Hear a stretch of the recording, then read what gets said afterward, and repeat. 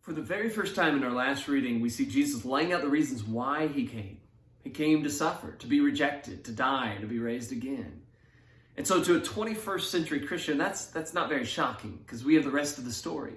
But to a first century Jew, that's incredibly shocking. We see that in Peter's response. He pulls him aside and he rebukes him. And he starts telling him, that's not what the Messiah is supposed to do. And Jesus rebukes him in front of all the disciples. And he basically says, you stop telling me how to run my kingdom, and you get back behind me and you follow me.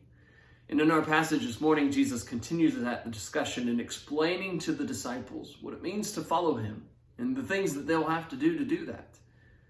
So we're in Mark chapter 8 and verse 34. When he called the people to himself with his disciples also, he said to them, whoever desires to come after me, let him deny himself and take up his cross and follow me.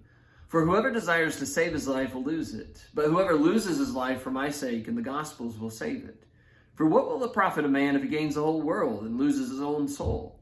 What will a man give in exchange for his soul? For whoever is ashamed of me and my words in this adulterous and sinful generation, of him the Son of Man will also be ashamed when he comes in the glory of his Father with his holy angels. His purpose becomes our purpose. His cross leads to our cross. He says, not only am I going to take up a cross and die, Peter, but you're going to have to take up your cross if you want to follow me. We got to follow him straight to the cross. And so he says to his disciples that there are four things basically that you need to do in order to follow me. Number one, deny yourself. That's not just denying ourselves of something. That's self being the object of our denial. That you cease to exist and Jesus starts to live in you. Galatians 2.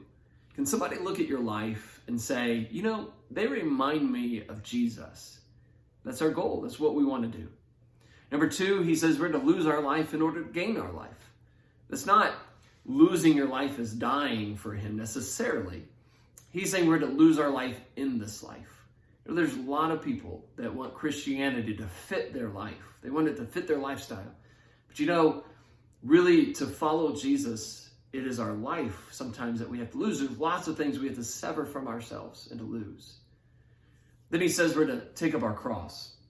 He's not talking about bearing burdens necessarily. You know, everybody says we all have a cross to bear. He's talking about a form of execution. And then he says we're to follow him. Jesus is not promising us health and wealth. He's not promising us a comfortable Christianity with a beautiful building and encouraging worship and uplifting music and convenient programs. He's saying, here's a cross, carry that.